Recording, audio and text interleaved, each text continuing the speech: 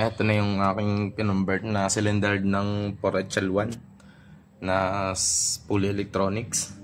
Pero itong makina na ito ay 4HJ1 na semi-electronics.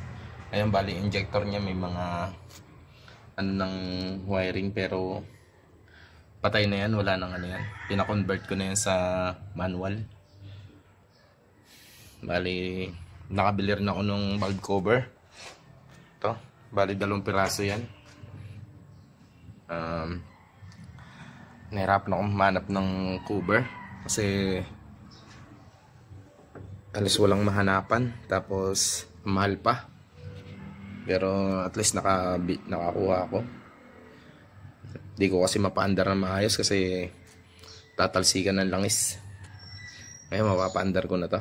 Titry na natin kung okay ba yung pagkaka-convert ko na cylinder head. Dati nga palang aluminum ang ano nito, ang cylinder head.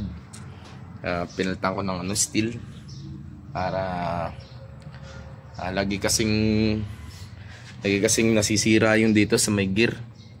Naalog yung tornilyo, nasira na, warat na. Ito yung kanya cylinder head.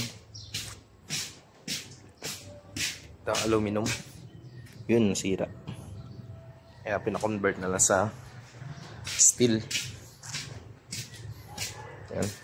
Try natin kung okay ba o palpak. Try natin. Kabit ko itong aking valve cover. Yan, ito na yung final. Buo na, kompleto na. Ito yung sa 4HL1 na cylinder head. Kasi aluminum na, diba yung ano nito, cylinder head. Ginawa akong bakal pang 4HL1. Ang mga ginawa ko dito yan, pinabricate ko itong mga injector, yung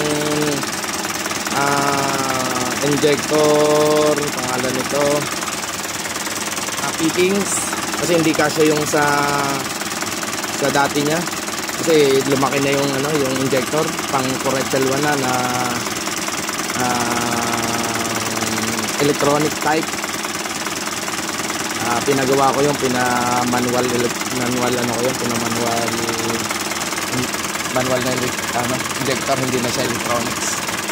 Kasi ito na, final na to. Tapos try natin yung power, kung okay ba, kung walang pinagbago.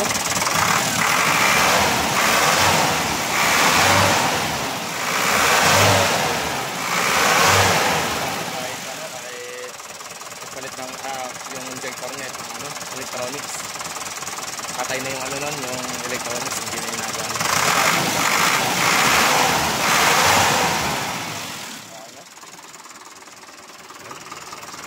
Pwede ko nang i-restock para magamit ng may-ari. Medyo malaki rin na gastos na dito para makabawi.